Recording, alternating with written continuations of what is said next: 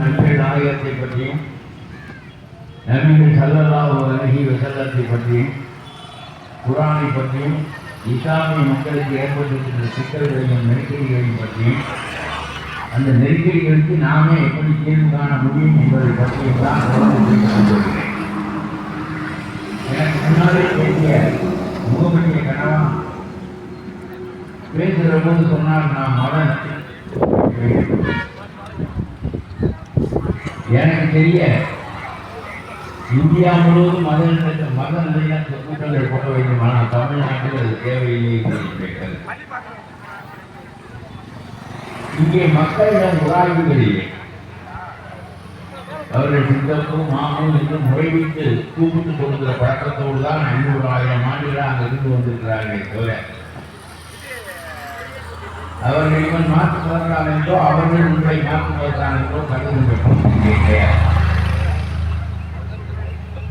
என்னுடைய தாயார் நான் சிறு பையனாக இருக்கிறது பார்க்கிறேன்.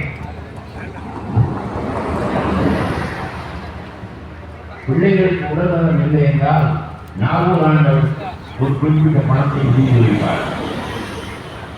பிறகு எங்களுடைய குடும்பத்துக்கு இருக்க வேண்டிய காலப்பாட்டத்தின் மூலமாக அந்த காணிக்கையை நாகூர் ஆண்டவருக்கு செலுத்தும்படி செய்வார். ஆகவே நான் இளமையாக இருக்கிற போதே இதையெல்லாம் பார்க்கிறேன். பிள்ளை பிறந்தவுடன் காய்ச்சிலே இளநீர்களை சாய்வு என்று ஒருவர் இருந்தார். அவர் பள்ளிவாசலுக்கு பக்கத்தில் இருப்பார். அவர் இளநீர்களை வைத்திருந்தால் அவர்களுக்கு இளநீர்களை சாய்வு இருக்கிறேன். எந்த பிள்ளை பிறந்தாலும் அந்த பிள்ளைக்கு அங்கே போய் அவர் அகதியில் ஓடுவார். அந்த தண்ணீரை கொடுப்பார் அந்த பிள்ளைக்கு. அது அந்த பிள்ளைக்கு நல்லது என்று எல்லா தாய்மார்களும் அந்த இளநீர்களை சாய்வு அது வரிசையிலே இருப்பார்கள் பிள்ளையோடு. அப்படிப்பட்ட பாங்குகளெல்லாம் இந்த நாட்டில் இருக்கிற காரணத்தினாலே நாகூர் ஆண்டவர் வேறு தெய்வம், நம்முடைய தெய்வம் வேறு தெய்வம் என்கின்ற எண்ணம் இங்கே வாழ்கிற இஸ்லாம் அல்லாத மக்களிடம் கிடையாது. உங்களுக்கு வழிபாடு என்பது ஆறாம். நீங்கள் வழிபாடுகளை தவிர அல்லது உங்களுடைய தொழுகை பணியை தவிர வேறு எல்லாவற்றிலும் ரொம்ப கட்டுத்திட்டமாக இருக்கிறீர்கள். ஆனால் இஸ்லாம் அல்லாத மக்கள், நான் இந்து என்று சொல்லுகின்றேன். ஏனென்றால் சைவ சமயத்தையும் வைணவ சமயத்தையும் பின்பற்றிய இந்த மக்கள் இந்துக்கள் என்று வடநாட்டிலே முத்திரை ஊட்டி நாடு முழுவதும் ஒரே சமயம்தான், ஒரே மதம்தான், இவர்கள் எல்லோருமே இந்துக்கள் தான், இவர்கள் முஸ்லிம்களுக்கு எதிரானவர்கள் என்பது போல ஒரு கருத்தை RSS உருவாக்கியது. கோல்வால்கர் உருவாக்கினார். அதற்கு முன்புமே சவர்கார் உருவாக்கினார். அவர்கள் தான் காந்தியை கொண்டார்கள். இந்துக்களுக்கான உரிமையை காந்தி பெற்றுத் தரவில்லை, எல்லாவற்றையும் முஸ்லிம்களுக்கே கொடுக்குமாறு சொல்கிறார் என்று சொல்லி காந்தியை சுட்டுக் கொண்டார். ஆகவே இந்த வேற்றுமைகள் என்பது எனக்கு இடவகையிலிருந்து இல்லாமல் போனதற்கு காரணம் என்னுடைய தாயார் தான் எனக்கு முதல் ஆசிரியர். எந்த சாமியாக இருந்தாலும் எந்த மதமாக இருந்தாலும் நம்முடைய பிள்ளைக்கு உடல்நலம் வரும் என்றால் அது இஸ்லாமிய நாகூர் ஆண்டவர் என்கின்ற கருத்து அவர்களுக்கு கிடையாது. என்னுடைய தாயாரிடமிருந்து சமய சார்பின்மையை, மத வேற்றுமையின்மையை கற்றுக்கொண்ட நான் பிற்காலத்தில் காந்தியிடம் செக்குலரிசம் என்கின்ற சமய சார்பின்மை கொள்கையை முழுமையாக அறிந்தேன். ஆகவே எனக்கு ஆரம்ப காலத்திலிருந்து இது போன்ற உணர்வை கிடையாது. பொதுவாக தமிழ்நாட்டு மக்களுக்கே கிடையாது. நான் உங்களுக்கு சொல்லுகிறேன், எல்லா இடத்திலும் நீங்கள் மனம் தான் நடந்திருக்கிறீர்கள். எந்த மக்கள் உங்களோட நல்லிணக்க மக்களிலே நான் கேட்கிறேன். உங்கள் வீட்டுக்கு பக்கத்தில் இருக்கிற எல்லா மக்களும் உங்களோடு இணக்கமாகத்தான் இருக்கிறார்கள். முறைமைக்கு ஒப்புக்கொண்டு கொள்ளும் நிலவுக்கு இணக்கமாக இருக்கிறார்கள். அதனால மத நல்லிணக்க கூட்டம் நடத்துவதை விட மோடி எதிர்ப்பு கூட்டம் நடத்துவதே பயனிருக்கிறதே தவிர உங்களுக்கு பகைக்கு இங்கே உள்ள மக்கள் இல்லை. உங்களுக்கு பகை நிறைய அரசாங்கம். அதிலே இப்பொழுது ஆட்சிக்கு வந்திருக்கிற இந்துத்துவா நெருப்புடைய ஆட்சியினர் அவர்கள் தான் மிகப்பெரிய பகை. 50-60 ஆண்டுகளாக காங்கிரஸ் கட்சி இந்த நாட்டை ஆண்ட போது, இந்திரா காந்தி, ராஜீவ் காந்தி, ஜவஹர்லால் நேரு போன்றவர்களெல்லாம் ஆண்ட போது எந்த விதமான உராய்வுகளும் தமிழ்நாட்டில் இருந்தது, இந்தியாவில் இருந்தது. ஆனால் இந்த ஆட்சி வந்து 10 ஆண்டு காலமாக நீங்கள் ஒதுக்கப்படுகிறீர்கள். உங்களுடைய சட்டங்கள் கிழிக்கப்படுகின்றன. அதுதான் இப்போது உள்ள ஒரு பெரிய கொடுமை. அவர்கள் நினைத்தபடி சட்டங்களை மாற்றி உங்களுடைய சரிய சட்டத்தையே ஒழுங்கி கட்டி ஒரு கட்டத்தில் இந்து சட்டங்களை பொது சட்டங்களாக ஆக்குவதற்கு அவர்கள் முயல்கிறார்கள். யூனிஃபார்ம் சிவில் கோட் என்று அவர்கள் சொல்வது பொதுமை சட்டம் அல்ல. முகமதியர்களுக்கும் இந்துக்களுக்கும் பொதுவான சட்டம் என்று ஒரு சட்டம் கிடையாது. ஒரு கட்டத்தில் மகளின் முறையை சுப்ரீம் கோர்ட் ஜீவனாம்ச முறையை விதித்தது. ஒரு பெண் வழக்கு கணவன் ஜீவனாம்சம் கொடுக்க வேண்டும் என்று கட்டளையிட்டது. நான் ஒரு முஸ்லீம், ஆகவே நான் மகள் கொடுப்பதற்கு தான் நான் கொடுத்துள்ளேன். இத்தாக்கால வழியில் இந்த பெண்ணை வைத்து காப்பாற்றிவிட்டேன். ஆகவே இனிமேல் அவளை கொடுத்த கடமை எதுவும் எனக்கு இஸ்லாமால் விதிக்கப்படவில்லை என்று சொன்னபோது சுப்ரீம் கோர்ட் ஒப்புக்கொள்ளவில்லை. இந்து முறையிலே தான் ஜீவனாம்சம் உண்டு. ஏன் இஸ்லாத்தில் ஜீவனாம்சம் கிடையாது என்றால் மறுபடி திருமணம் செய்து கொள்ளக்கூடிய உரிமை பெண்ணுக்கு இருக்கிற காரணத்தினாலே ஜீவனாம்சம் கிடையாது. மகள் என்பது ரொம்ப முக்கியமானது. மகள் இல்லாவிட்டால் அந்த திருமணமே செல்லாது. நபிகள் நாயகம் சொல்வார், கணவன் படித்துக் கொண்டிருந்த போது கணவன் ஆசையினால் அவளை தழுவுவானே, ஆனால் மகள் கொடுக்காதவனால் இருந்தால் மகளை கொடுத்து தழுவு என்று சொல்ல உனக்கு உரிமை இருக்கிறது என்று நபிகள் நாயகம் சொல்கிறார். ஒரு மனிதன் மகளை கொடுக்காமல் இறந்து போய்விடுவானே, ஆனால் அது தீர்ப்பு நாளில் மிகப்பெரிய கேள்விக்குரிய ஒன்றாக மாறும். கட்டிக்கொண்ட மனைவிக்கு முதல்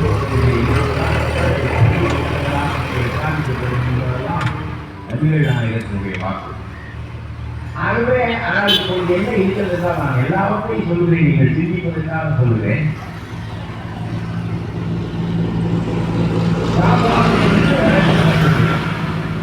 அந்த சாபானி என்கின்ற இஸ்லாமிய பெண் 2000 ரூபாய் மகன், அந்த தொகையை அந்த வக்கீல் கொடுத்து விட்டார் கணவன்.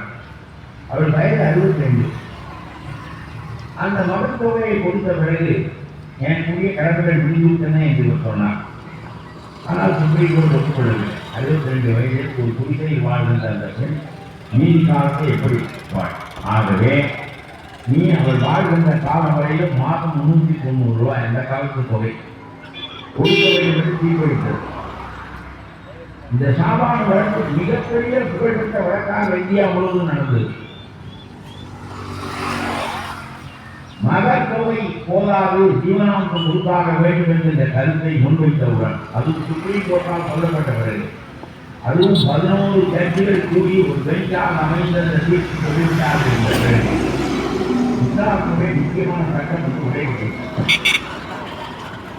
அதற்கு பிறகு ராஜீவ் காந்தி பாராளுமன்றத்திலே உங்களுக்காக ஒரு சட்டம் செய்தார். அப்படி சட்டம் செய்வதற்கு முன்னால் மத்திய பிரதேசத்தை சேர்ந்த அந்த சாபானி என்ற பெண்ணினுடைய வீட்டுக்கு இந்தியாவில் உள்ள முஸ்லீம் போலீசார் படையெடுத்து மத்திய பிரதேசத்திலே ஒரு சின்ன பெரிய கிராமத்திலே ஒரு சின்ன பெரிய வீட்டிலே ஒரு நோக்கு வீட்டிலே வாழ்ந்த அந்த பெண்ணை தேடி அந்த வீதிக்குள் நுழைய முடியாத பெரிய பெரிய பழகித்தார்களில் பெரிய பெரிய முஸ்லீம் கனமாக கேட்டார்கள். பதவி போலீசார் சாப்பாடு அவர் சொன்னால் குவிந்து வாருங்கள், என்னுடைய வீட்டுக்கு அவ்வளோமா என்று கேட்டார். இதை மறுபடி செய்து ஐடி அதனால் சம்பவமானது. நான் என்ன செய்துவிட்டேன், நாட்டாளியை பாடியாக பரவாயில்லைக்கு நெஞ்சு கொண்டே அந்த பெரிய மொழிகள் தான் காரணமாக பேசினார்கள்.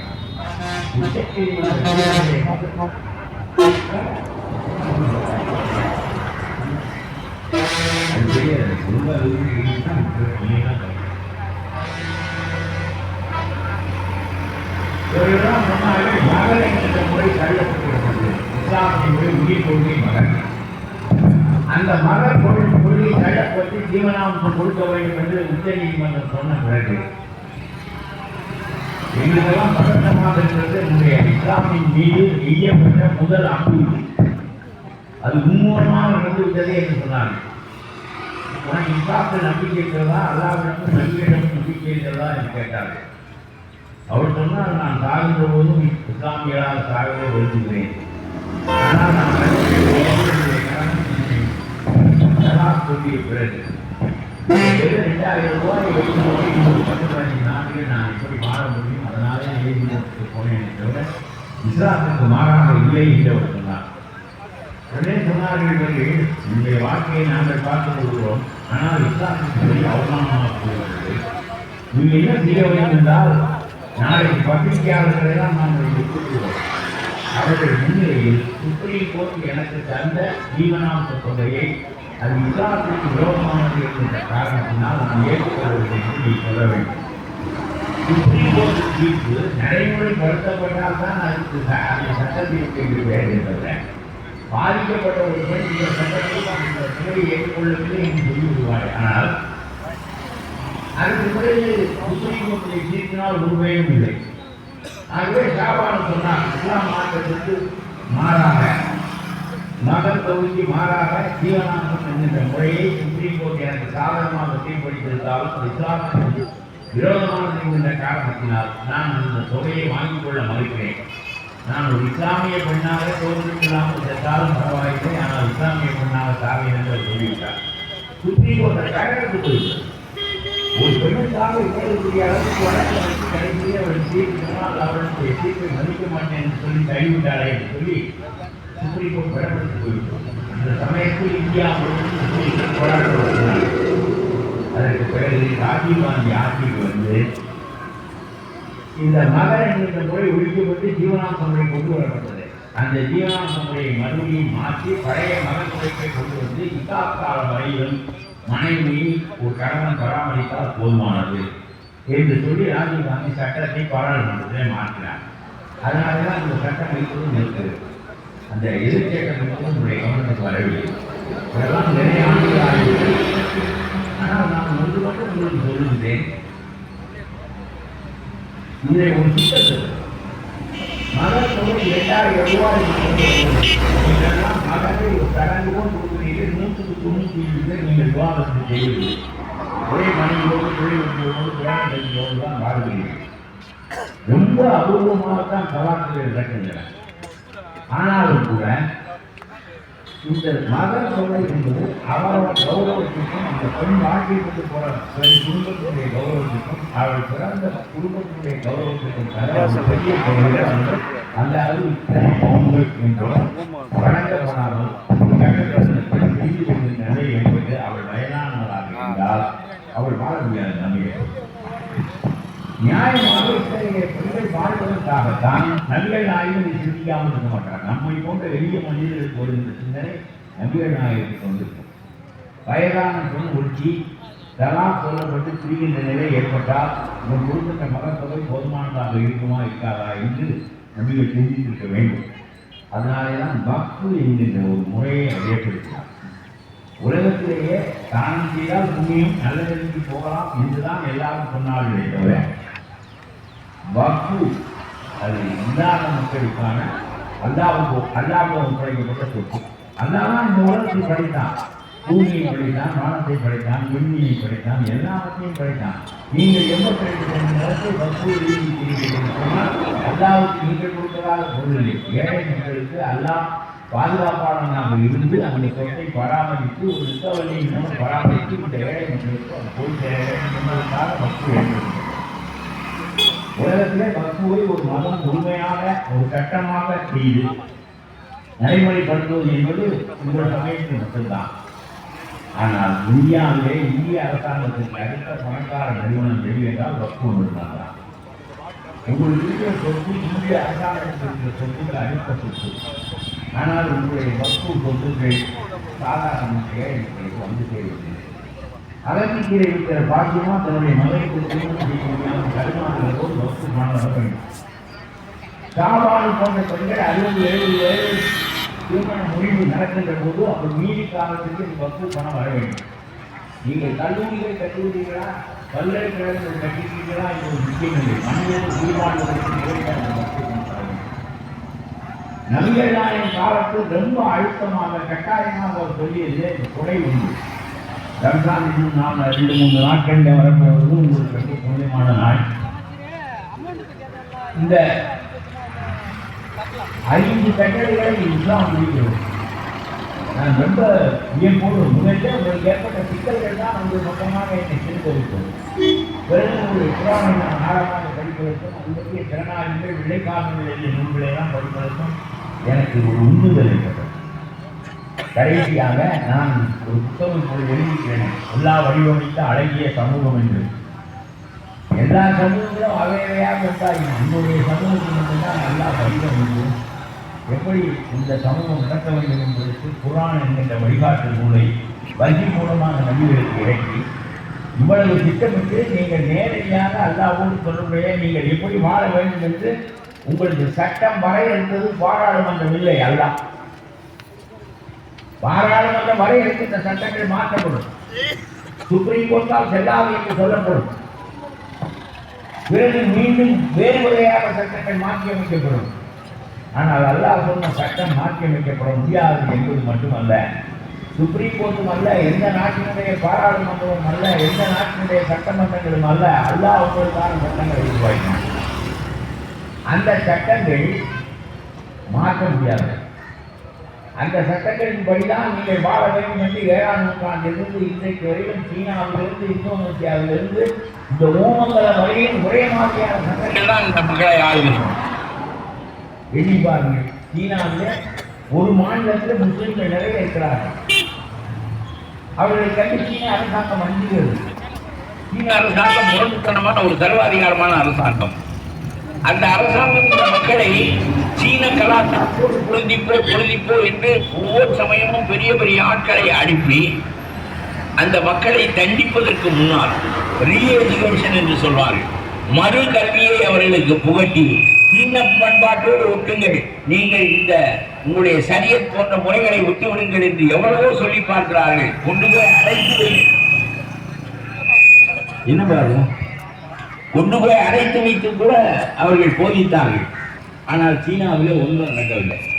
சீன அரசாங்கம் தோற்று போனது சீனாவில் உள்ள முஸ்லீம்களிடம் தான், வேறு யாரும் சீன அரசாங்கம் தோற்று, அவ்வளவு வலிய அரசாங்கம்.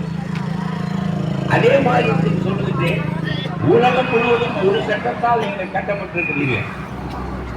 உங்களுக்கு நீங்கள் வாழ்கின்ற நாடு எதுவாக இருந்தாலும் அந்த நாட்டினுடைய முறையில் உங்களுக்கு கொடுத்தார். பின்னல் என்பது எல்லாருக்கும் ஒன்றுதான். அப்துல்லா கொலை செய்தாலும், அந்தோனி கொலை செய்தாலும், ஆளுநர் கொலை செய்தாலும் கொடுத்துதான். உலகம் முழுவதும் கிறிஸ்தவ குற்றங்களுக்கு ஒரே மாதிரியான தண்டனை தான் உலகம் முழுவதும் நடக்கிறது. ஆனால் சிவில் சட்டங்கள் உங்களுக்கு சரியல், மற்றவர்களுக்கு வேறு. அந்த வகையில் நீங்கள் எண்ணி பாருங்கள், நபிகள் எவ்வளவு கல்வி 5 கட்டளை உங்களுக்கு கலிமா. லாயிலாக இதெல்லாம் 3 ரசூலுல்லாஹ், அது கலிமா. அதை விட்டுவிட்டு மீதம் 4, அதில் 2 தொழுகை சார்ந்தது, 1 ரம்லான் சார்ந்தது, 1 கொடை சார்ந்தது. ஒரு நாளைக்கு 5 பேரை நீங்கள் தொழ வேண்டும். சரி, உங்கள் பழிவாங்க கட்டியிருக்கிறீர்கள். நான் பல சமயம் நினைப்பேன், எங்களுக்கெல்லாம் கோயில் என்பது கட்டாயம் தான். ஏனென்றால் நடராஜர் சிதம்பரம் கோயிலுக்குள்ளே தான் இருக்கிறார் என்று நம்புகிற காரணத்தினாலே அந்த கோயிலுக்கு போய்த்தான் நாம் நடராஜரை பார்க்க வேண்டுமே தவிர வெளியே இருந்து பார்க்க முடியாது.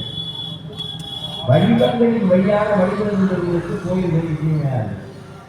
வடிவம் இல்லாமல் இருக்கின்ற உங்களுக்கு 2 வழிவாசல் என்று நான் ஒருவரை சிந்திக்கிறேன். பள்ளிவாசலிலே ஒருவர் பின்னால் ஒருவர் உட்கார்ந்து விட்டு சொல்லுகிறீர்கள், ஒருவருடைய முற்றுதான் எல்லாருக்கும் தெரியும். இப்படி சுற்றிலும் சுவர்தான் இருக்கிற ஒரு முதுகுதான் தெரிகிறது, ஒரு சுவர்தான் தெரிகிறது. எதற்காக பள்ளிவாசல் வந்து இருக்காக வேண்டும் என்று நான் தெரிவித்தேன். பல காலம் நான் சொல்லுகிறேன், இந்த புத்தகத்தில் வெளியிட்டேன். கீழே தெரிவிலே இருக்கிற முகமதுவும் மேலே தெரிவிலே இருக்கிற ஆனந்தும் ஒன்று பள்ளிவாசல் ஒன்று கிடையாது. ஆனால் நாம் எல்லோரும் உட்கார்ந்து தொழுகின்ற இடம் என்கின்ற காரணத்தினால் அது மரியாதைக்குரியதாக தோற்றத்தக்கதாக வந்தத்தக்கதாக இருப்பதற்கு அதுதான் காரணம். எத்தனை தானங்கள் நீங்கள் செய்தாலும் ஒரு பழிவாசம் தானம் என்பது பெரிய காலம். அதுக்கு 10 ரூபாய் கொடுக்கவும் கூட பெரிய முன்னேற்றி ஆயிடும். இதனால் என்றால் உங்களுக்கு வாக்கு பெரிய உறவாக அரசு அமைப்பு உலகத்திலேயே மட்டும்தான் 5 நேரமும் பாம்பு சொல்கிறார்கள். தொடவார்கள் அல்லாஹு அல்லாவின் பெரிய யாருடைய தொடவார்கள் இருக்கிறது. யாரும் அந்த பாம்பு சொல்லி அழைக்கிறார்கள்.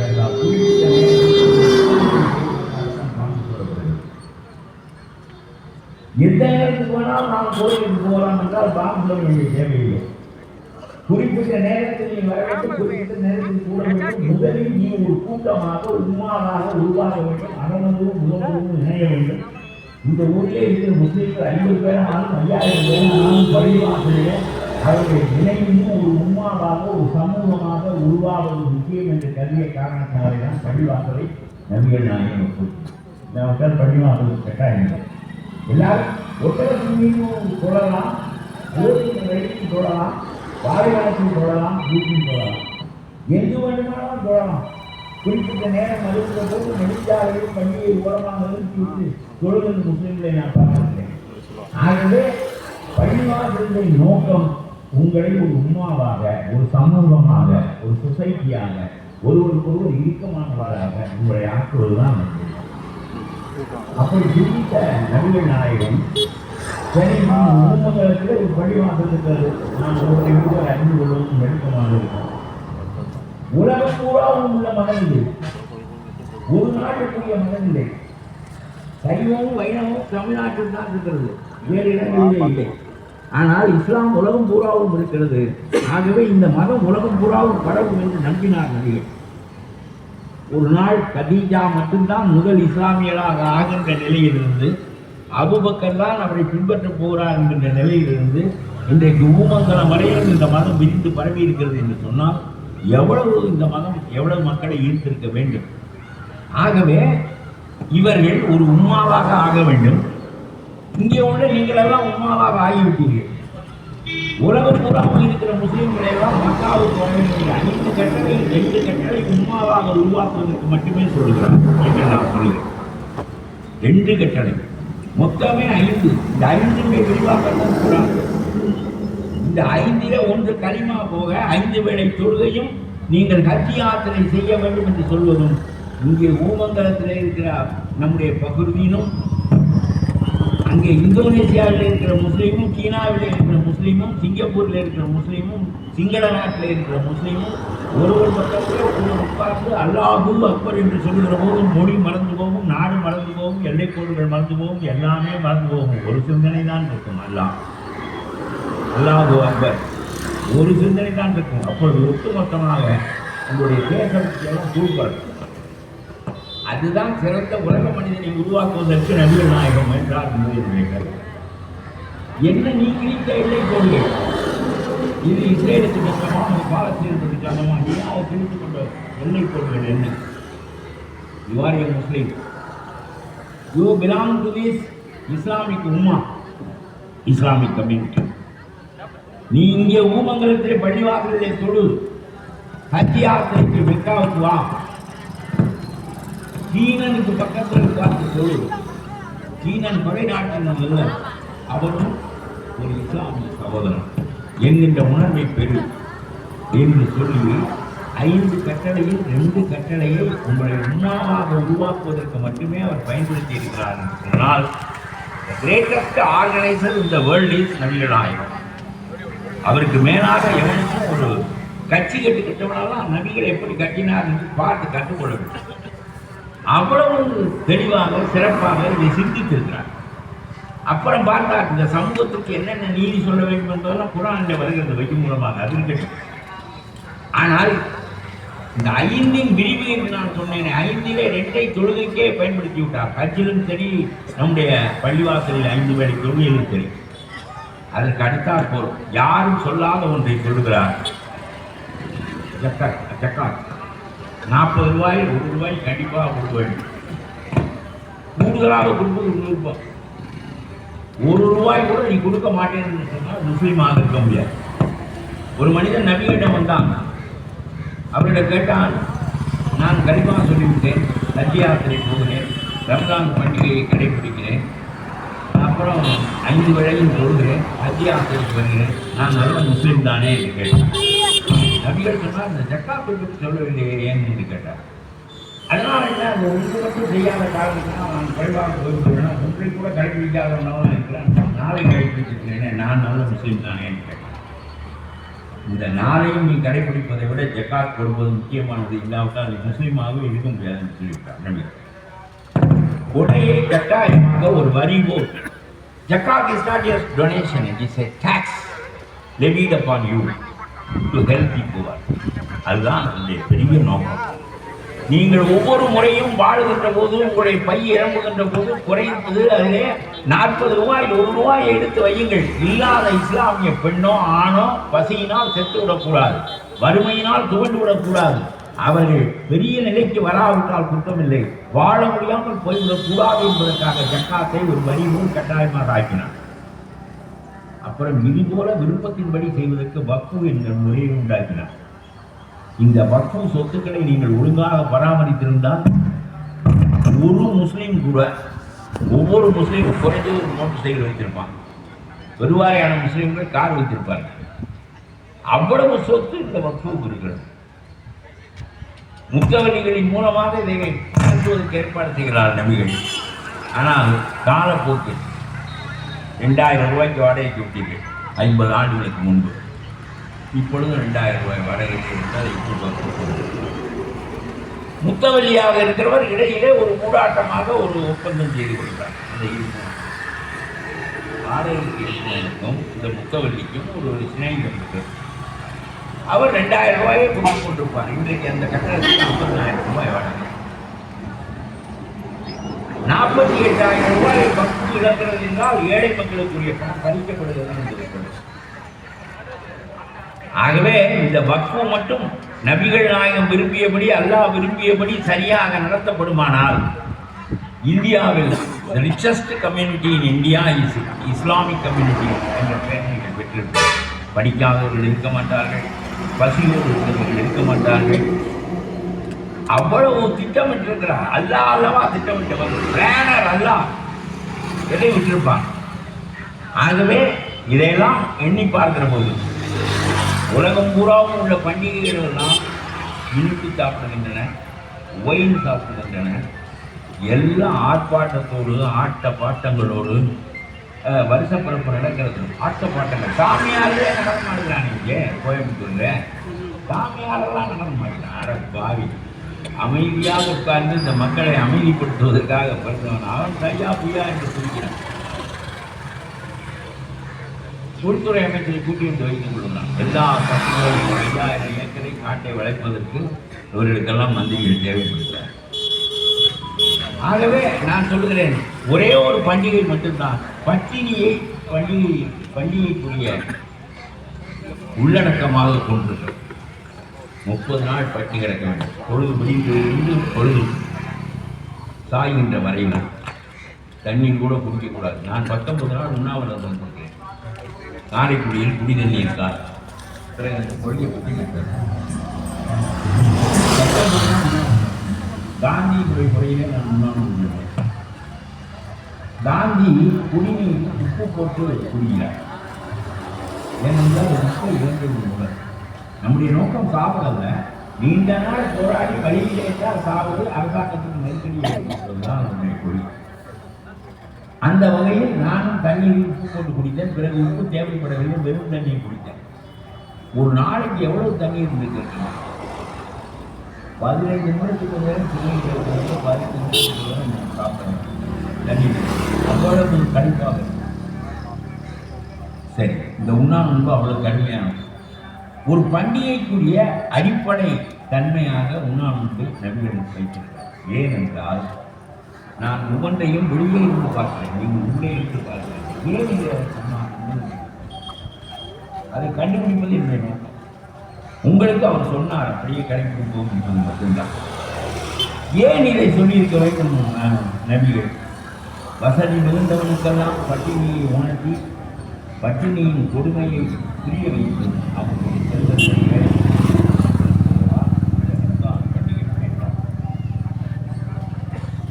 எவனும் அவருக்கு தாங்க முடியாத நபிகளார். எவனும் பட்டினியால் சாவது, ஏழையாக இருப்பது, பராரியாக இருப்பது, உடை இல்லாமல் இருப்பது தாங்க முடியவில்லை நபிகள். ரொம்ப அற்புதமான மிகப்பெரிய கலீஃபா உமர் பஞ்சம் வந்து ஏழைகள் செத்துக் கொள்வார்கள் சொல்றது பணக்காரர்கள் இருக்கிறது. பருப்பு அரிசி எல்லாம் வைத்திருக்கிறார்கள், பணம் இருக்கிறது, வெளிநாட்டுக்கு மறுத்து சாப்பிட முடியும்.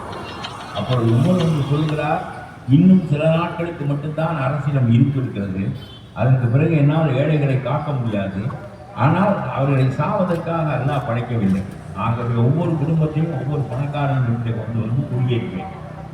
இந்த பஞ்சம் தீர்க்கின்ற கால வரையிலும் இவர்களுக்கும் சேர்த்து சமைத்து சாப்பாடு கொடுத்து பராமரிக்க வேண்டியது உங்களுடைய வேலை என்று அவர் சொல்கிறார்.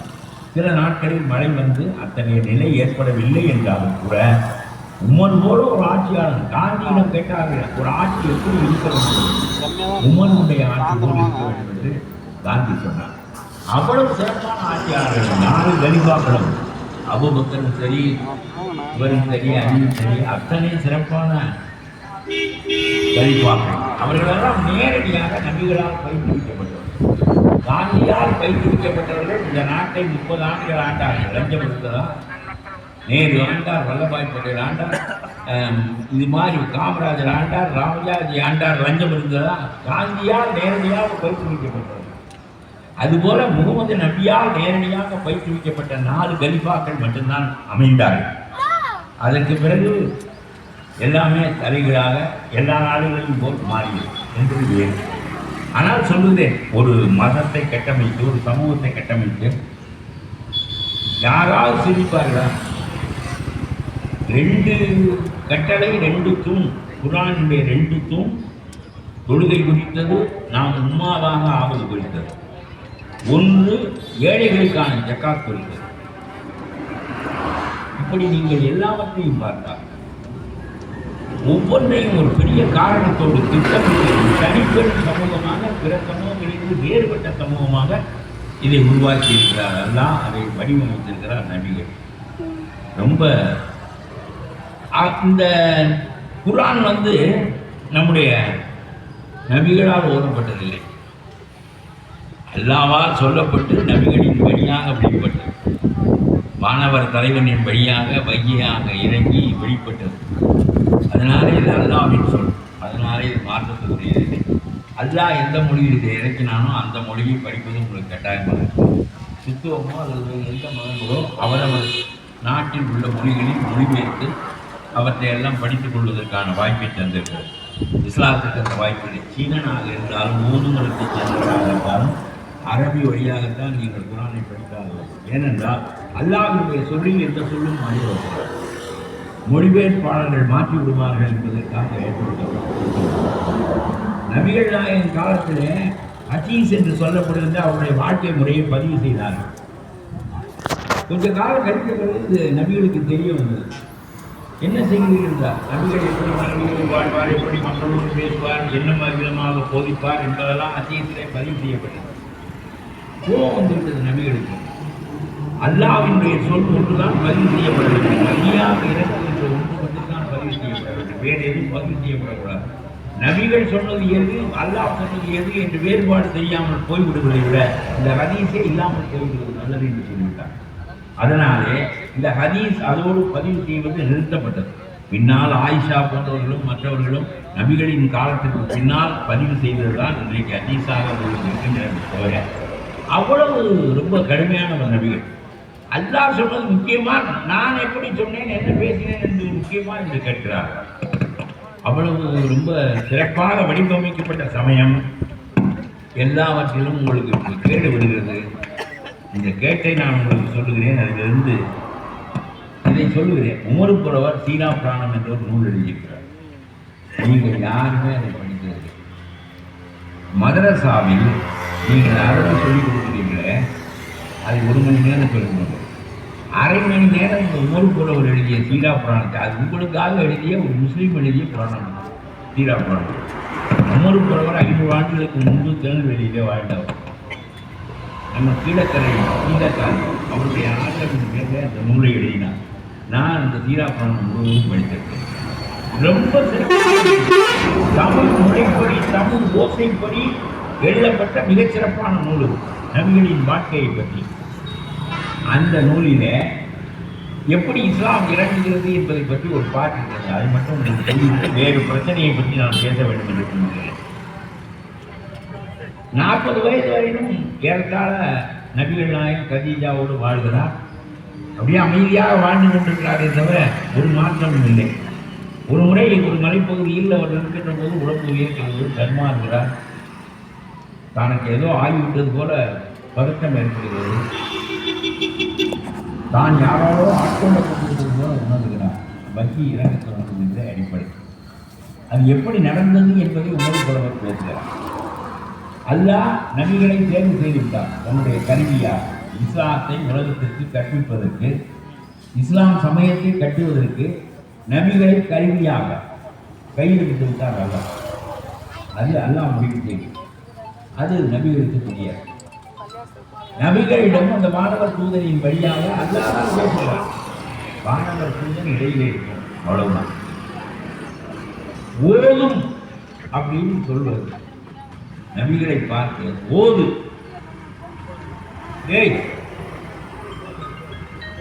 ஓது என்று சொல் கேட்கிறது. திரைத்து போயிருக்கார் நபிகள். ஓதும் என்ற சொல் கேட்டாலும் ஓதினான் அவர். உமர் புலவர் பாடுவார். ஓதும் என்ற சொல் கேட்டாலும் ஓதினான் அவன். ஓது கடவுள் கட்டளை ஓத வேண்டியதுதானே. பேசாம சொல்றார். திகைத்து போயிருக்கிறார் நபிகள். ஓதும் என்று பின்னரும் ஓதினான் அவன். ஒரு தரம் ஓது என்று சொன்னால் ஓதவில்லை. 2ஆம் தரம் மறுபடியும் சொல்லுகிறார் அல்லாஹ் வானவர் தூதனின் வழியாக. அப்பொழுதும் ஓதவில்லை. ஓதும் என்றதும் பின்னரும் ஓதினான் அவர். 2வது ஓதினான் அவர். அவ்வளவுதான். அல்லாஹ் கோபம் வருமா? கோபம் வரவில்லை, அதட்டி சொல்லுகிறார். ஓதும் என்று 3வது முறையாக சொல்கிறார்.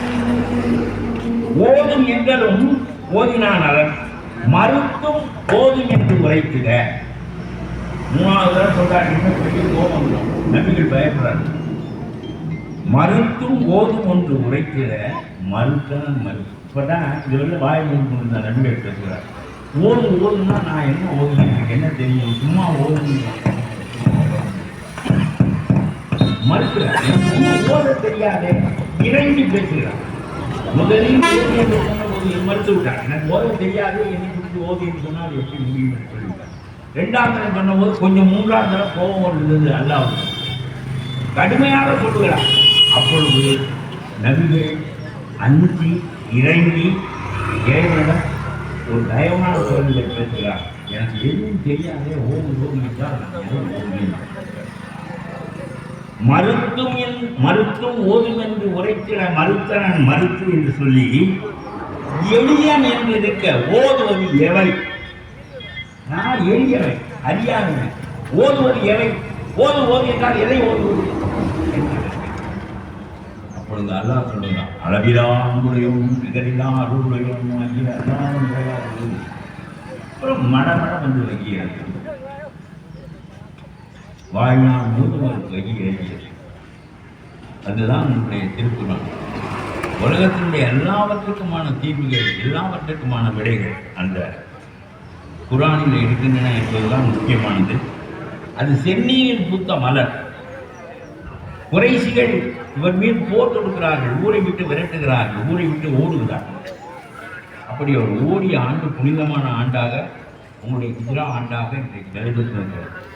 பத்திரி போரில் தடுமாறுகிறார். நாங்கள் கொஞ்சம் பேர், அவர்கள் ரொம்ப பேர் அல்லாஹ்விடம் மண்டியிட்டு உங்களுடைய தொழுகை முறைப்படி அவர் சொல்லுகிறார், உன்னை வணங்குவதற்கும் போற்றுவதற்கும் கொஞ்சம் பேர் இருக்கிறோமே, இவர்களும் அழிந்து விட்டால் உன்னை போற்றுவார் யார் என்று கேட்பார். அடுத்த வார்த்தை அவர்கள் சிதறடிக்கப்படுவார்கள் என்று பத்ரு போர்க்களத்தில் வகி வருகிறது. அதற்கு பிறகு அவர்கள் சிதறடிக்கப்படுகிறார்கள். பத்ரு போர்க்களம் இஸ்லாத்தை ஊன்றிவிடுகிறது. பிறகு அது வளர்ச்சி அடைகிறது. கடைசியிலே மக்கா இவருடைய வசப்படுகிறது. அந்த சிலைகளெல்லாம் உடைக்கப்படுகின்றன. கடைசி ஹஜ் யாத்திரையை அவர் இறப்பதற்கு ஒரு ஆண்டுக்கு முன்னால் நடத்துகிறார். இவ்வளவு மகத்தான மனிதர், உடல் நலம் இல்லாமல் இருக்கிறார். ரொம்ப சாதாரண மனிதனை போலதான் அவருடைய வாழ்க்கை இருக்குது. ரொம்ப விளையாடுவார். அதெல்லாம் பதிவாகி ஆயிஷாவிடம் இவர் சொல்கிறார், ஒரு கிறிஸ்துவ பெண்ணுக்கு நபிகளுக்கு ஒரு ஆண் குழந்தை பிறந்தது. ரொம்ப பிரியம் நபிகள் அந்த பிள்ளையிடம். ஆயிஷாவிடம் கேட்கிறார், நல்ல கொழுக்கொழுன்னு இருக்கான்ல அப்படிங்க. எல்லாம் ஆட்டுப்பால் பிடிக்கிற எல்லா பக்கியும் கொழுக்கொழுங்க. அவன் சக்கரத்தியாள சக்கரத்தியாளுடைய போராட்டங்கள் எல்லாம் இஸ்லாத்தில் பதிவாகி இருக்கின்றன. ஆட்டுப்பால் பிடிக்கிற எல்லா பக்கியும் கொழுக்கொழுன்னு தான் இருக்கு, இது ஒன்று தான் கொழுக்கொழுன்னு இருக்காது அப்படிங்கிறார். என்ன போல இருக்கான்ல அப்படிங்கிறார். உங்களை போல எங்கே இருக்கேன், அவங்க ஆட்டாவை போல தான் இருக்கேன் அப்படிங்கிறார். ஆயிஷா ரொம்ப உண்மையிலேயே நிகழ்கால உரிமை பெற்ற பெண்கள் கூட ஆயிஷா அளவுக்கு இருக்க மாட்டார். அவ்வளவு சிறந்த பெண் ஆயிஷா. ஒரு தடவை சொல்றாரு, கதீஜாவை பொழுது கொண்டே இருப்பார். நாங்கள் ஒரு தடவை அந்த அம்மா சொல்றது, உலகத்திலேயே ரொம்ப அழகான இளம் வயது பெண்ணை, உங்களுக்கு மட்டுமே மனைவியாக இருக்கத்தக்க பெண்ணை அல்லாஹ் உங்களுக்கு கொடுத்திருக்கிறார். நீங்க பார்த்த பல்லு போன கல்வியை பற்றிய பெண்ணை இவ்வளவு அவர்கள் முன்வருவதும் பிணங்குவதும் ரொம்ப சக்கரத்தி போராட்டங்கள் நடத்துவதும் இவையெல்லாம் கூட நபிகளின் வாழ்க்கையில் பதிவாகி இருக்கின்றன என்பதை நான் பார்க்கிறேன். ஆகவே நான் உங்களுக்கு சொல்கிறேன், இவையெல்லாம் ஒரு பக்கம் கேட்டு நீங்கள் அறிந்தவை தான். நான் மீண்டும் வெளியாள் ஒருவன் இன்னொரு கோணத்திலிருந்து நான் அதை பார்க்கிறேன் என்பதை தவிர நீங்கள் அறியாதவை. ஆனால் உங்களுடைய சிக்கல்களை பற்றி மட்டும் சொல்லிவிட்டு நான் விடைபெற வேண்டும் என்று விரும்புகிறேன்.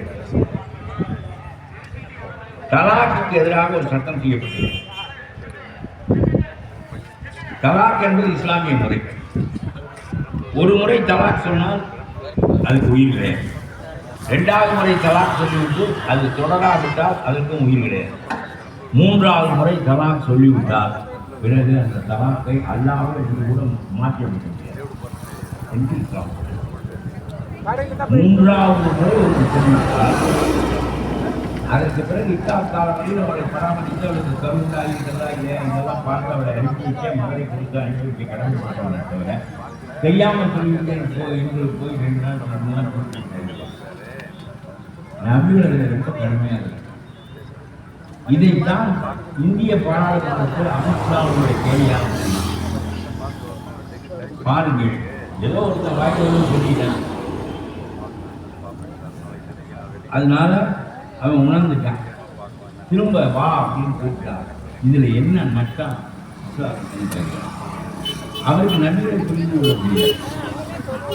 நபிகள் ஒரு முறை 3 முறை நீ சொல்லிவிட்டால் இந்த உறவு அறிந்து விட்டால் பிறகு அவள் வேறொருவனுக்கு வாழ்க்கைப்பட்டு அவனிடம் விவாதத்தை சொல்லித்தான் திரும்ப உங்களை வந்து சேர முடியுமே தவிர நீ நினைத்தபடியெல்லாம் கூட்டி வைத்துக் கொள்ள முடியாது என்று சொல்வதற்கு காரணம், 3வது முறை தலாக் சொல்வதற்கு 3000 முறை யோசியும்.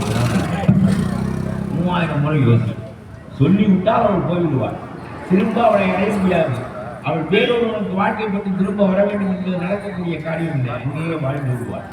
ஆகவே நீ யோசி, 3000 முறை யோசி, 3வது தலத்தை சொல்லாதே என்பதற்காக கடுமையாக அதை ஆக்குகிறாரே தவிர நிக்காஹ் அலைதான் என்று அதற்கு பேர். இவையெல்லாம் எனக்கு வியப்பாக இருந்தது. நான் படிப்பது எனக்கு தெரிய திருநெல்வேலியில ஒரு பெண்ணினுடைய வாழ்க்கையில் உண்மையாக நடந்த கதை, அது நம் திரைப்படமாக இருக்க வேண்டும் என்று அப்பொழுது எடுத்துக்கொண்டிருந்த காலத்தில் சிந்தித்தேன்.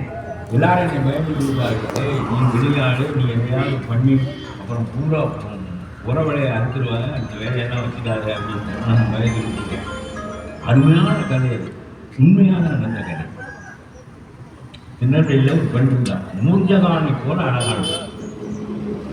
அந்த ஊரில் ஒரு கிராமம், அந்த ஊரில் ஒரு பணக்காரன், ரொம்ப பணக்காரன். அவனுக்கு ஒரே ஒரு மகன். தகப்ப ரொம்ப கெட்டிக்காரன், பெரும் பணக்காரன். மகன் ஒரு குழுக்கள், ஒரு இடம் லாயக்கில் பணக்கார மகனா கொண்டு வளர்ந்துருக்கானே தவிர தகுதி. அவன் ஒரு நாள் இந்த பெண்ணை பார்த்துக்கிட்டான். முழுசும் இல்லை, கொஞ்சம் பார்த்தேன். அந்த கொஞ்சம் பார்த்ததுக்கே அவன் பார்க்க முடியாது. அப்பா கிட்ட போய் சொன்னேன், எனக்கு இந்த பொண்ணை கட்டி வைங்க. ஏண்டா இன்னும் வர்றேன், இன்னமும் வந்து இதே கட்டி வைக்கிறேன், என்ன அது நம்ம தகுதி என்ன, இல்லைன்னா நம்ம பொண்ணுக்கு வேண்டிய இடம் என்ன, உலகத்திலே ஒட்டி தான் அழகியா, இன்னும் எத்தனையோ அழகியெல்லாம் இருக்கிறது, அவங்கெல்லாம் பார்த்து நம்ம தகுதிக்கு ஏற்ப திருமணம் செய்யலாம்னு சொல்லிட்டார். இவன் கேட்க முடியும், இந்த பெண்ணை நீ திருமணம் செய்யணும்னா நான் புறவடைய அனுப்பிவிட்டு வேண்டாம். பார்த்தாரு ஒரே ஒரு மகன் கொலையிட்டம் சொல்லி அவன் பஞ்ச கேட்ட பெண்ணுக்கு அவன் என்ன போனான், போய் அப்பா உன் மகளை என் பையன் விரும்புகிறான். அவன் சொன்னான், நான் படிக்காத ரொம்ப ஏழை, நீங்கள் சொல்கிறது எனக்கு உலகத்திலே கிடைக்க முடியாத ஒரு பேர், ஆனால் நான் ஒன்றும் செய்ய முடியாது. என் மகன் ரொம்ப ஓதுனது, குரான் சட்டம் பூரா தெரிஞ்சவன், ரொம்ப அறிவானவன், அவன் தான் முடிவு செய்யணும். நீங்கள் அவன் பேசுங்க. ஒரு உள்ள போனாலும் இந்த பண்ணிடாங்க, அம்மா என் மகன் கேட்க அவன் ஏன் செத்து போயிடும்னு சொல்கிறேன், எனக்கு ஒரு மகன் போயிடுவாம்மா, எனக்காக நீங்கள் உன்னை ராணியாக நீ இருக்கலாம் அந்த வீட்டில் அப்படின்னு சொன்னார். சரி இவ்வளவு விரும்பி ஒரு கேட்குறாங்க அப்படின்னு சொல்லிட்டு சரி நான் பெண்ணு திருமணம் நடந்து அவன் ஒரு கேடு பிடிச்சவன், வெளியே வந்தால் போதும் யாரை பார்க்க போகிறேன்னு அவன் தண்ணியில் போட்டு தண்ணியை விட்டு வீடு எடுக்கிறான். அவன் அப்பா வீட்டுக்கு போயிட்டு வரும்னு போனான்னா முறைப்படி அவள் ஹிஜாபெல்லாம் போட்டி கொண்டு தான் போகிறான் என்றால் கூட என்ன இப்போ இருட்டிடுச்சு, எவனை பார்த்து பேசிட்டு வந்தான் இப்படியே கேட்பான். ரொம்ப நுழைஞ்சு விட்டான். ஒரு கட்டத்தில் இவன் ரொம்ப ஆத்திரத்தில் அவளுக்கு தலாக் சொல்லிட்டேன். தலாக் சொல்ல பொழுது போய் வாயை மூடுறான். சொல்லாத பாவமான சொல், உன்னோட இந்த பிறப்பு முழுவதும் வாழ்றது தான் வந்து சொல்லாத அப்படிங்கிறான். அதெல்லாம் கிடையாது அப்படின்னு சொல்லிட்டு முறைப்படி 3 தடவை தலாக் சொல்லி அவளை வெட்டி விட்டேன்.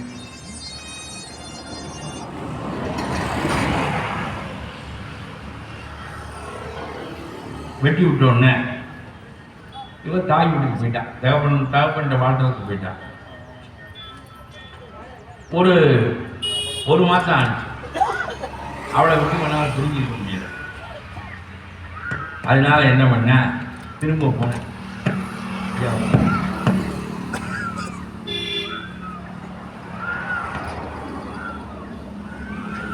உடனே இந்த பையன் அப்பங்கிட்ட போய் மறுபடியும் நான் தெரியாமல் தலாக் சொல்லிட்டேன், அவளை கூட்டியாந்து போய் மறுபடியும் நம்ம வீட்டில் இருக்க அப்படின்னு சொல்லி சொன்னேன்.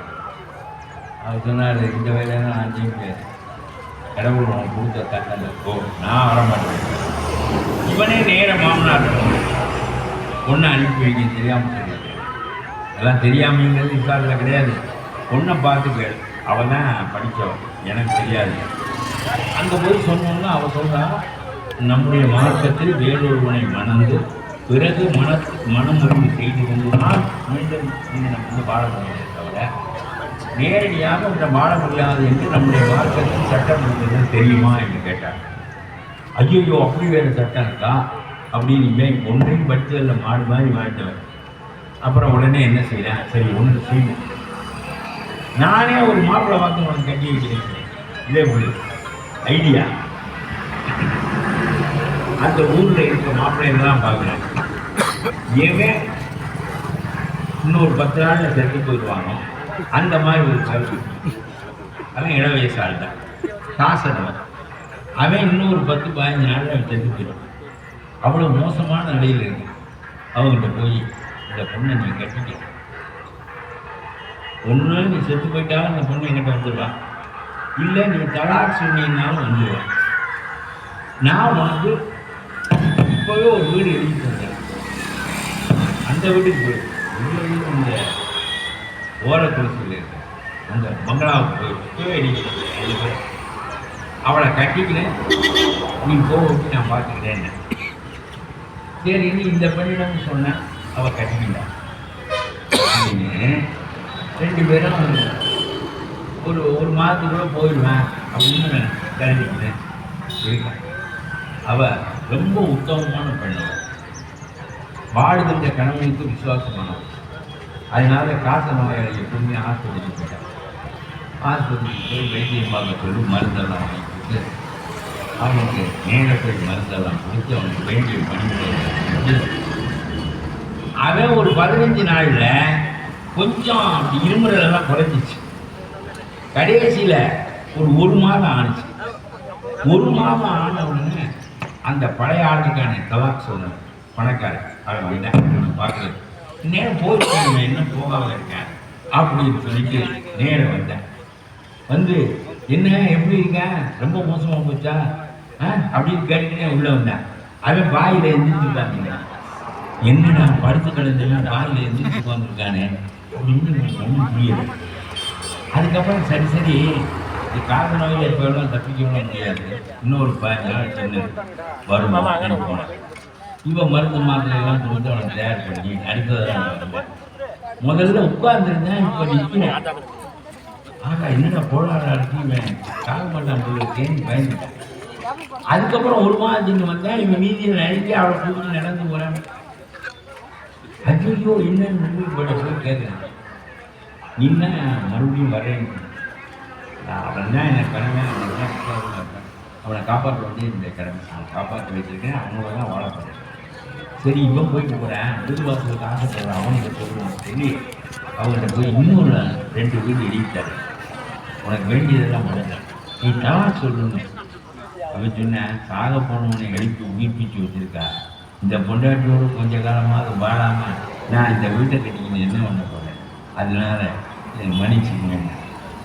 அதான் நிக்காஹ்வுடைய நோக்கம். அதாவது நீங்கள் அவசரப்பட்டு தலாக் சொல்லிங்கன்னா திரும்ப அவளை அடைய முடியாது. இது வாழ்க்கையில் நடந்த ஒரு கதை. ஒரு சாக போகிறவனை உயிர்ப்பிச்சு அவன் கணவன் நடத்திட்டான். ஆகவே இதெல்லாம் இஸ்லாம் மார்க்கத்தில் உள்ள எல்லா நுட்பங்களையும் அவர்கள் அறிந்தவர்கள். இன்னும் பாராளுமன்றத்தில் உள்துறை அமைச்சராக இருக்கிற காரணத்தினாலே அவர்கள் பேசுகிறார்கள். கடைசியாக ஒரு 5 மணிக்குள் நான் முடித்து கொள்ள விரும்புகிறேன். தலாக்குக்கு 3 முறை தலாக் சொன்னால் அடுத்தடுத்து சொன்னார், இடைவெளி விட்டு சொல்ல வேண்டும். அடுத்தடுத்து சொன்னால் செல்லாது என்று இந்திய பாராளுமன்றத்தில் சட்டம் செய்திருக்க வேண்டும். அப்படி சட்டம் செய்யாமல் இன்ஸ்டன்ட் தலாக்கை ஒருவன் சொல்லிவிட்டால் அவனுக்கு 3 ஆண்டு சிறை தண்டனை என்று சட்டம் செய்திருக்கிறார். ஒருவன் அறியாமையினால் அடுத்தடுத்து தலாக் சொல்லுவானால் அது செல்லாது நியாயம் இருக்கிறதை தவிர அவனை சிறையிலே வைப்பதற்கு நியாயம் இல்லை.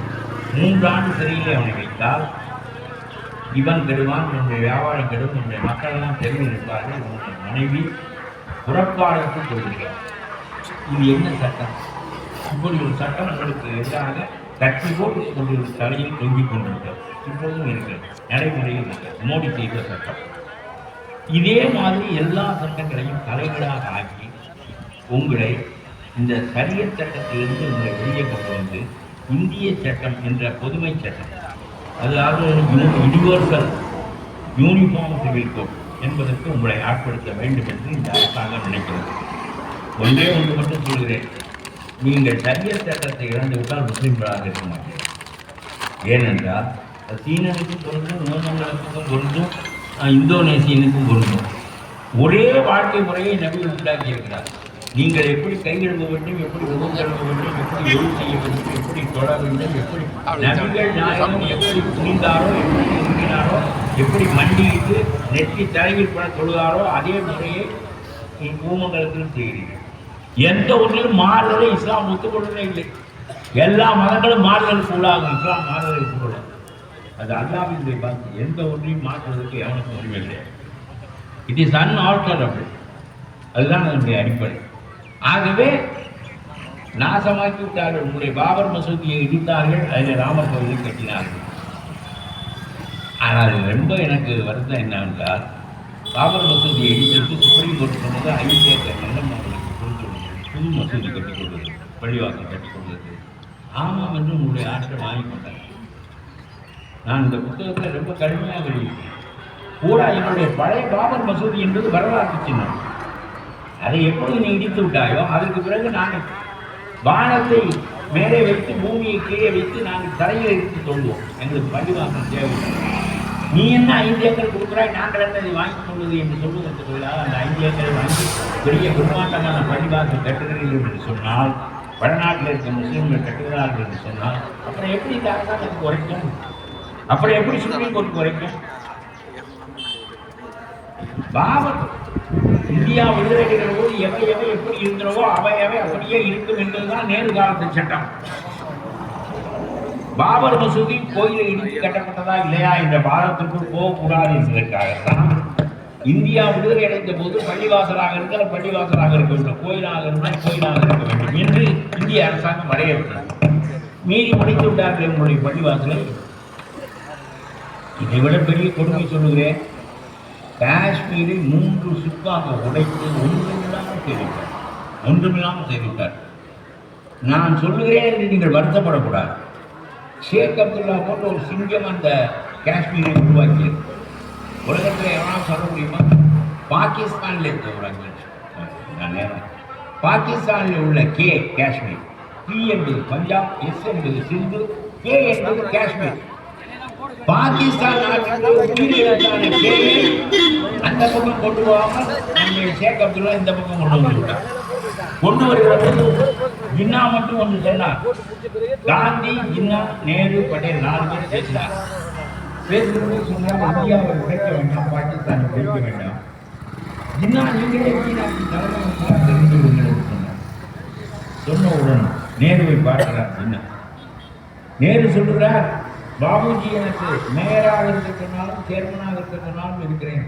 எனக்கு பாபுவினுடைய தான் எனக்கு சட்டம். அதுக்கு சொல்லுகிறார் ஜின்னா, இங்கே வாழ்கிற மிஸ்டர் காந்தி, அவர் காந்தி மிஸ்டர் காந்தி என்று கூப்பிடுவார். காந்தி முன்னாடி சிகரெட் குடிக்கணும்னு பேசுவார். நேருக்கு சிகரெட் குடிக்கிற பழக்கம் உண்டு, ஆனால் காந்திக்கு முன்னாடி குடிக்க மாட்டார். ஜின்னா குடித்துக்கொண்டே கால் மேல் கால் போட்டுக்கொண்டு தான் பேசுவார். Mister Gandhi, he is my friend, we both were educated London என்றெல்லாம் உரிமையாக பேசுவார். இவர் ஜின்னா என்று கூப்பிடுவார், அவரும் காந்தி என்று கூப்பிடுவார்.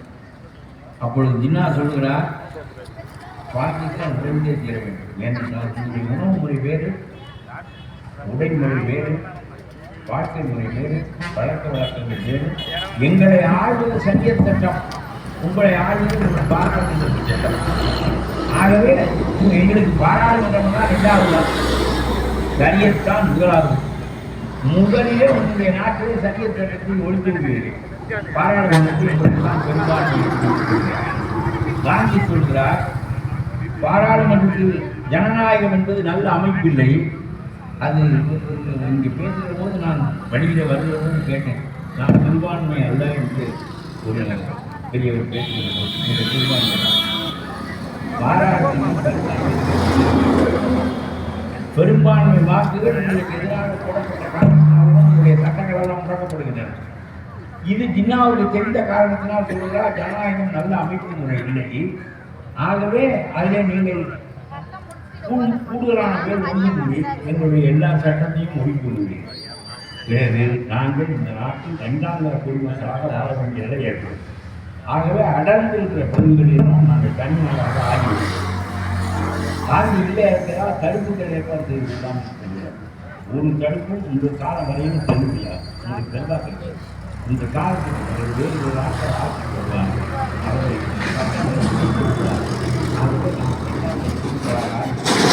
கண்டிப்பாக காந்தி பேசாமல் இருந்தார். இதை நேரு தெரிஞ்சுக்கிறார். கேட்கிறார், அவனுக்கு என்ன பாதுகாப்பு கொடுத்தா நீங்க இருப்பான்னு கேட்டார்.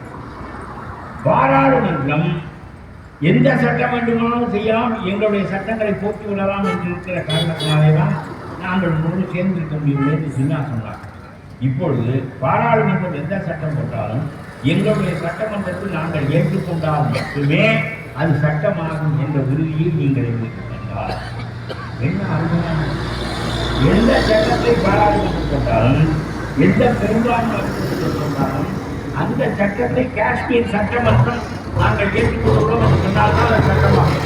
இந்தியா உலக சட்டமாகவும் காஷ்மீர். இந்தியாவுக்கு 2 அரசியல் சாசனத்தை சேகரித்து உருவாக்கினார். இந்தியாவுக்கு 2 கான்ஸ்டிடியூஷன், 2 பார்லிமெண்ட். பார்லிமெண்டில் போடப்படுகிற சட்டத்தையெல்லாம் நான் ஏற்றுக்கொள்கிறேன் என்று சொன்னால் ஒன்று, இல்லைன்றால் இல்லை. இதை விட பாதுகாப்பு என்ன செய்ய முடியும்? கடைசியில இந்துத்துவக்காரர்கள் நொறுக்கி எடுத்துவிட்டார்கள் அந்த காஷ்மீரை. இதற்கு சுப்ரீம் கோர்ட்டும் தலையாட்டி. ஆகவே சுப்ரீம் கோர்ட் பாதுகாப்பு என்பதெல்லாம் உண்மையானது என்று சொல்ல முடியாது. சுப்ரீம் கோர்ட் சொன்னது அன்றைக்கு அப்படி ஒரு சட்டம் இருந்தது உண்மை, that is a temporary phenomenon என்று சுப்ரீம் கோர்ட் சொல்லுகிறது. இப்பொழுது அந்த காஷ்மீர் சட்டமன்றம் வந்து முனிசிபாலிட்டியை போல ஒரு சின்ன அமைப்பாக இருக்கிறது. காஷ்மீர் 3 துண்டாக ஆக்கப்பட்டுள்ளது. இந்த சின்ன அமைப்புக்கு இந்த சேக் அப்துல்லா பேரன் போய் முதலமைச்சராக இருக்கிறார். நான் 2 தடவை ரொம்ப கொதித்து போனேன். இந்த பாபர் மசூதியை இடித்துவிட்டு 5 ஏக்கர் கொடுத்ததை மானகட்டதனமாக வாங்கி கொடுத்துட்டாங்களே என்ற ஒரு கொதிக்கிறேன். இவ்வளவு பெரிய சட்ட பாதுகாப்பு நடந்து அதை இல்லை என்று இவனும் சொல்லி சுப்ரீம் கோர்ட்டும் அதை ஒப்புக்கொண்ட பிறகு அந்த உரிமையை திரும்ப அடையாமல் விடமாட்டோம் என்று போராடுவதற்கு பதிலாக இந்த ஒரு பவரும் இல்லாத பாண்டிச்சேரி மாதிரி ஒரு சட்டமன்றத்தை வைத்துக் கொண்டு அதற்கு போய் முதலமைச்சராக இருக்கிறார்களே, உன்னை நம்பி எப்படி இந்த முஸ்லிம்கள் தங்களுடைய உரிமைகளை காத்துக் கொள்ள முடியும்? நான் வெளியே இருக்கிறவன் கொதிக்கின்றேன். உங்களுக்கு அந்த உண்மைகள் பல பேருக்கு தெரிகிறது. ஆகவே நான் சொல்லுகிறேன், ஷரியத் சட்டம் முற்றிலுமாக அழிக்கப்படும். எப்பொழுது அழிக்கப்படும் என்றால் யூனிவர்சல் யூனிஃபார்ம் சிவில் கோட், ஒருமை சட்டம் இந்தியா பூராவும் கொண்டு வரப்படுகின்ற போது அது இந்து சட்டமாக ஆக்கப்பட்டு உங்களுடைய சட்டங்கள் எதிர்கொள்ளப்படும். பிறகு நீங்கள் முஸ்லிம்களாக வாழ்வதற்கான அடிப்படை உங்களுடைய சரியத்தில் இருக்கிறது. சரியத் போய்விட்ட பிறகு நீங்கள் வெளிச்சூடாகத்தான் வாழ்வீர்கள் தவிர உங்களோடு முஸ்லிம்களாக வாழ முடியாது என்கின்ற நெருக்கடிகளை தான் நீங்கள் சிந்தித்து பார்க்க வேண்டும் என்று கேட்டுக்கொள்கிறேன். மோடிக்கு எதிராக இருப்பவர்களுக்கெல்லாம் வாக்களிப்பது தான் உங்களுடைய பிரச்சனை.